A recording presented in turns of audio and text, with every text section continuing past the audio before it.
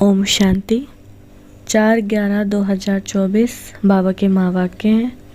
बाबा कहते हैं, मीठे बच्चे, अपनी खामियां निकालनी हैं तो सच्चे दिल से बाप को सुनाओ। बाबा तुम्हें कमियों को निकालने की युक्ति बताएंगे। प्रश्न है, बाप की करंट किन बच्चों को मिलती है? उत्तर, जो बच्चे ईमानदारी से सर्जन को अपनी बीमारी सुना देते हैं, बाबा उन्हें दृष्टि देते। बाबा को उन बच्चों पर बहुत तरस पड़ता है। अंदर में आता, इस बच्चे का यह भूत निकल जाए। बाबा उन्हें करंट देता है। ओम शांति। बाप बच्चों से पूछते रहते हैं। हर एक बच्चे को अपने से पूछना है कि बाप से कुछ मिला, किस किस चीज़ में कमी है। हर एक को अपने अंदर झांकना है। जैसे नारद का मिसाल है, उनको कहा, तुम अपनी शक्ल आईने में देखो, लक्ष्मी को वरने लायक है। तो बाप भी तुम बच्चों से पूछते हैं, क्या समझते हो, लक्ष्मी को वरने लायक बने हो? अगर नहीं तो क्या क्या खामियां हैं जिनको निकालने के लिए बच्चे पुरुषार्थ करते हैं? खामियों को निकालने का पुरुषार्थ करते ही नहीं है। कोई कोई तो पुरुषार्थ करते रहते हैं। नए नए बच्चों को यह समझाया जाता है, अपने अंदर में देखो, कोई खामी तो नहीं है, क्योंकि तुम सबको परफेक्ट बनना है। बाप आते ही हैं परफेक्ट बनाने के लिए, इसीलिए एम ऑब्जेक्ट का चित्र भी सामने रखा है। अपने अंदर से पूछो, हम इन जैसे परफेक्ट बने हैं? वह जिस्मानी विद्या पढ़ाने वाले टीचर आदि तो इस समय सब विकारी हैं। यह लक्ष्मी नारायण संपूर्ण निर्विकारियों का सैंपल है। आधा कल्प तुमने इन्हों की महिमा की है, तो अब अपने से पूछो, हमारे में क्या क्या खामियां हैं जिनको निकाल हम अपनी उन्नति करें और बाप को बतावें कि बाबा यह खामी है जो हमसे निकलती नहीं, कोई उपाय बताओ। बीमारी सर्जन द्वारा ही छूट सकती है। कोई कोई नायाब सर्जन भी होशियार होते हैं। डॉक्टर से कंपाउंडर सीखते हैं, होशियार डॉक्टर बन जाते हैं। तो ईमानदारी से अपनी जांच करो, मेरे में क्या क्या खामियां हैं जिस कारण मैं समझता हूँ कि यह पद नहीं पा सकूँगा। बाप तो कहेंगे ना, तुम इन जैसा बन सकते हो। खामियां बताएं तब बाबा राय दे। बीमारियां तो बहुत हैं, बहुतों में खामियां हैं। कोई में बहुत क्रोध है, लोभ है, उन्हें ज्ञान की धारणा नहीं हो सकती है जो कोई को धारणा करा सके। बाप रोज़ बहुत समझाती हैं, वास्तव में इतनी समझाने की ज़रूरत ही नहीं दिखती है। मंत्र का अर्थ बाप समझा देते हैं।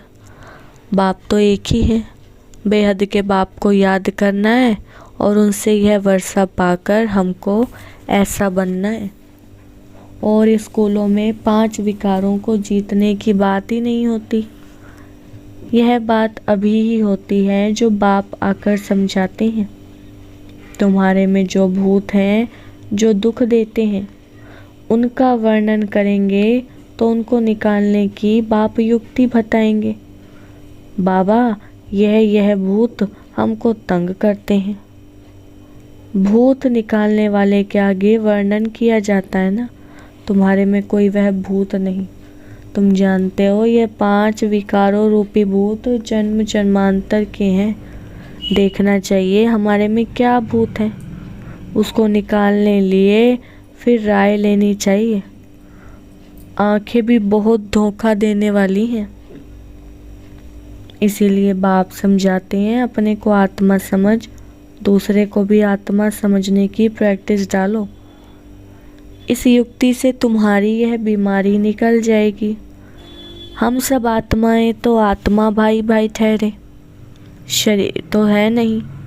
यह भी जानते हो, हम आत्माएं सब वापस जाने वाली हैं।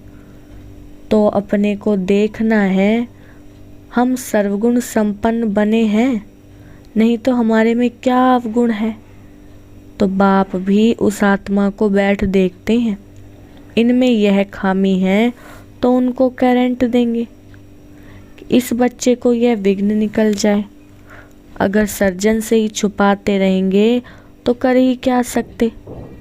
तुम अपने अवगुण बताते रहेंगे तो बाप भी राय देंगे। जैसे तुम आत्माएं बाप को याद करती हो, बाबा आप कितने मीठे हो, हमको क्या से क्या बना देते हो। बाप को याद करते रहेंगे तो भूत भागते रहेंगे। कोई ना कोई भूत जरूर है। बाप सर्जन को बताओ, बाबा हमको इनकी युक्ति बताओ, नहीं तो बहुत घाटा पड़ जाएगा।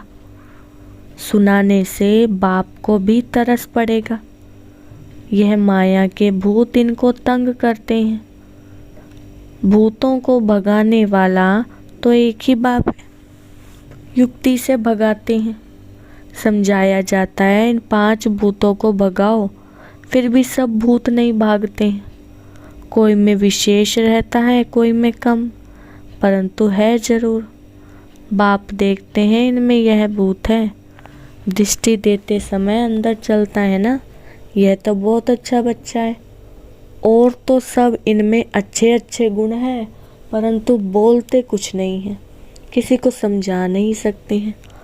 माया ने जैसे गला बंद कर दिया है, इनका गला खुल जाए, औरों की भी सर्विस करने लग पड़े। दूसरे की सर्विस में अपनी सर्विस, शिव बाबा की सर्विस नहीं करते हैं। शिव बाबा खुद सर्विस करने आए हैं। कहते हैं इन जन्म जन्मांतर के भूतों को भगाना है। बाप बैठ समझाते हैं, यह भी जानते हो झाड़ धीरे धीरे वृद्धि को पाता है, पत्ते झड़ते रहते हैं, माया विघ्न डाल देती है। बैठे बैठे ख्याल बदली हो जाती हैं। जैसे सन्यासियों को घृणा आती है तो एकदम गुम हो जाते हैं, ना कोई कारण ना कोई बातचीत। कनेक्शन तो सबका बाप के साथ है, बच्चे तो नंबरवार हैं। वह भी बाप को सच बताएं तो वह खामियां निकल सकती हैं और ऊंच पद पा सकते हैं। बाप जानते हैं कई ना बतलाने के कारण अपने को बहुत घाटा डालते हैं। कितना भी समझाओ परंतु वह काम करने लग पड़ते हैं। माया पकड़ लेती है। माया रूपी अजिगर है, सबको पेट में डाल बैठी है, दुबन में गले तक फंस पड़े हैं। बाप कितना समझाते हैं, और कोई बात नहीं, सिर्फ बोलो 2 बाप हैं। एक लौकिक बाप तो सदैव मिलता ही है, सत्युग में मिलता है तो कलयुग में भी मिलता है। ऐसे नहीं कि सत्युग में फिर पारलौकिक बाप मिलता है। पारलौकिक बाप तो एक ही बार आते हैं। पारलौकिक बाप आकर नरक को स्वर्ग बनाते हैं। उनकी भक्ति मार्ग में कितनी पूजा करते हैं, याद करते हैं।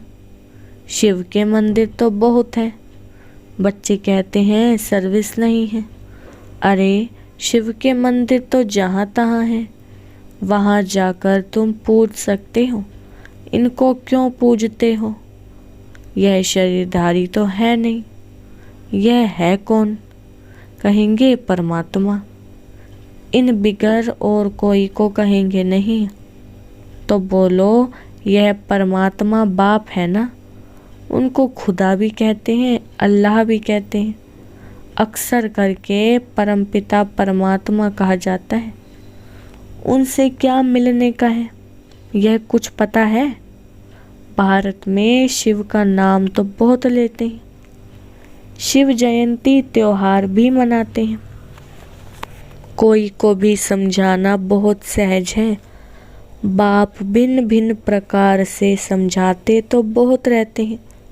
तुम किसके पास भी जा सकते हो, परंतु बहुत ठंडाई से नम्रता से बात करनी है। तुम्हारा नाम तो भारत में बहुत फैला हुआ है। थोड़ी भी बात करेंगे तो झट समझ जाएंगे कि यह बीके हैं। गांव आदि तरफ तो बहुत इनोसेंट हैं, तो मंदिरों में जाकर सर्विस करना बहुत सहज है। आओ तो हम तुमको शिव बाबा की जीवन कहानी सुनावें। तुम शिव की पूजा करते हो, उनसे क्या मांगते हो? हम तो आपको इनकी पूरी जीवन कहानी बता सकते हैं। दूसरे दिन फिर लक्ष्मी नारायण के मंदिर में जाओ, तुम्हारे अंदर में खुशी रहती है। बच्चे जानते हैं गावड़ों में सर्विस करें, सबकी अपनी अपनी समझ है ना। बाप कहते हैं पहले पहले जाओ शिव बाबा के मंदिर में, फिर लक्ष्मी नारायण के मंदिर में जाकर पूछो कि इन्हों को ये वर्षा कैसे मिला हुआ है। आओ तो हम आपको इन देवी देवताओं के 84 जन्मों की भी कहानी सुनाएं। गांव वालों को भी जगाना है। तुम जाकर प्यार से समझाएंगे तुम आत्मा हो, आत्मा ही बात करती है। यह शरीर तो खत्म हो जाने वाला है। अब हम आत्माओं को पावन वन बाप के पास जाना है। बाप कहते हैं मुझे याद करो, तो सुनने से ही उनकी कशिश होगी। जितना तुम देही अभिमानी होंगे उतना तुम्हारे में कशिश आएगी। अभी इतना इस देह आदि से, पुरानी दुनिया से पूरा वैराग्य नहीं आया है।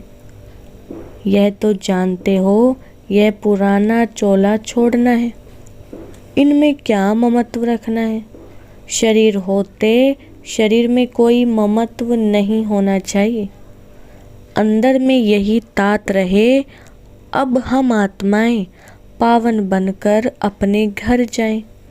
फिर यह भी दिल होती है कि ऐसे बाबा को कैसे छोड़े, ऐसा बाबा तो फिर कभी मिलेगा ही नहीं।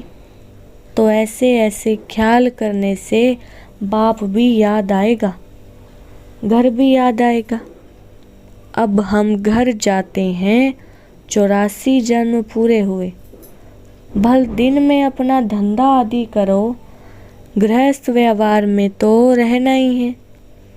उसमें रहते हुए भी तुम बुद्धि में यह रखो कि यह तो सब कुछ खत्म हो जाना है। अभी हमको वापस अपने घर जाना है। बाप ने कहा है गृहस्थ व्यवहार में भी जरूर रहना है, नहीं तो कहाँ जाएंगे। धंधा आदि करो, बुद्धि में यह याद रहे यह तो सब कुछ विनाश होने का है। पहले हम घर जाएंगे, फिर सुखधाम में आएंगे। जो भी टाइम मिले अपने से बातें करनी चाहिए। बहुत टाइम है, आधा घंटा धंधा आदि करो, 8 घंटा आराम भी करो। बाकी 8 घंटा यह बाप से रूह रिहान कर फिर जाकर रूहानी सर्विस करनी है। जितना भी समय मिले शिव बाबा के मंदिर में, लक्ष्मी नारायण के मंदिर में जाकर सर्विस करो। मंदिर तो तुमको बहुत मिलेंगे। तुम कहाँ भी जाएंगे तो शिव का मंदिर जरूर होगा। तुम बच्चों के लिए मुख्य है याद की यात्रा। याद में ही अच्छी रीति रहेंगे तो तुम जो भी मांगो मिल सकता है।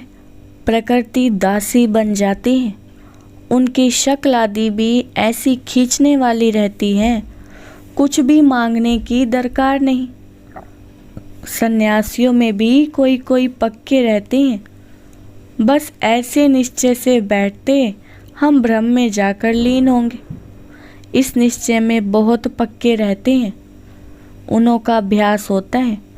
हम इस शरीर को छोड़ जाते हैं, परंतु वह तो है रोंग रास्ते पर।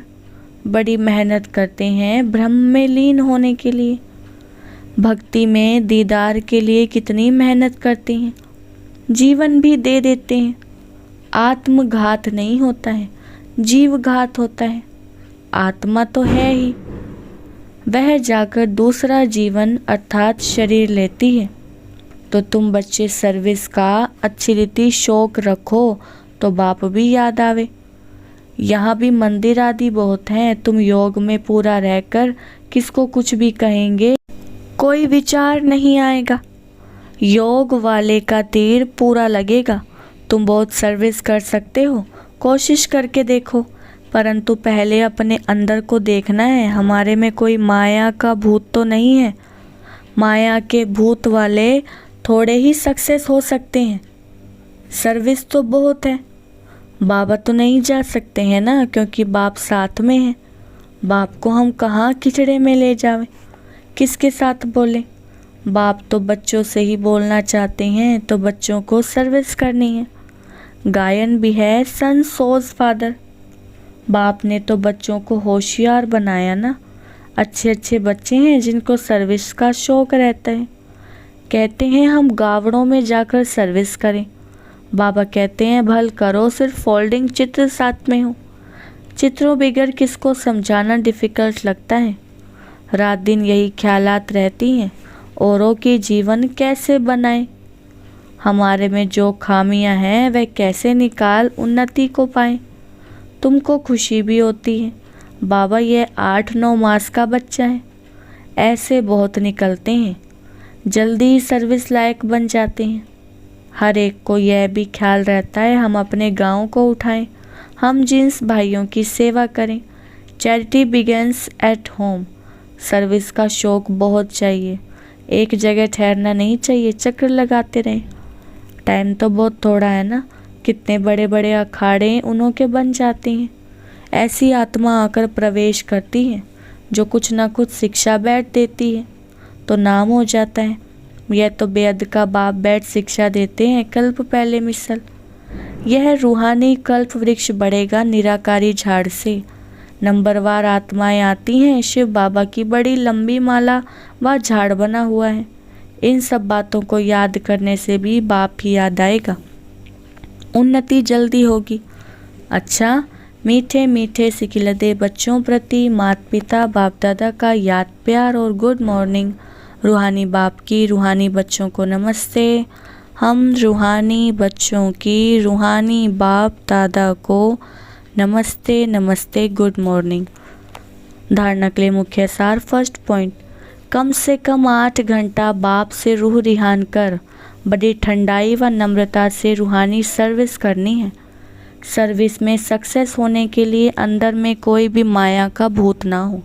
दूसरा पॉइंट, अपने आप से बातें करनी है कि यह जो हम कुछ देखते हैं यह सब विनाश होना है। हम अपने घर जाएंगे, फिर सुख धाम में आएंगे।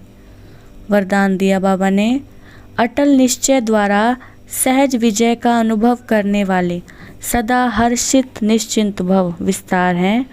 निश्चय की निशानी है सहज विजय, लेकिन निश्चय सब बातों में चाहिए। सिर्फ बाप में निश्चय नहीं, अपने आप में, ब्राह्मण परिवार में और ड्रामा के हर दृश्य में संपूर्ण निश्चय हो। थोड़ी सी बात में निश्चय टलने वाला ना हो। सदा यह स्मृति रहे कि विजय की भावी टल नहीं सकती। ऐसे निश्चय बुद्धि बच्चे क्या हुआ, क्यों हुआ, इन सब प्रश्नों से भी पार सदा निश्चिंत, सदा हर्षित रहते हैं। स्लोगन है, समय को नष्ट करने के बजाय फौरन निर्णय कर फैसला करो। अच्छा, ओम शांति।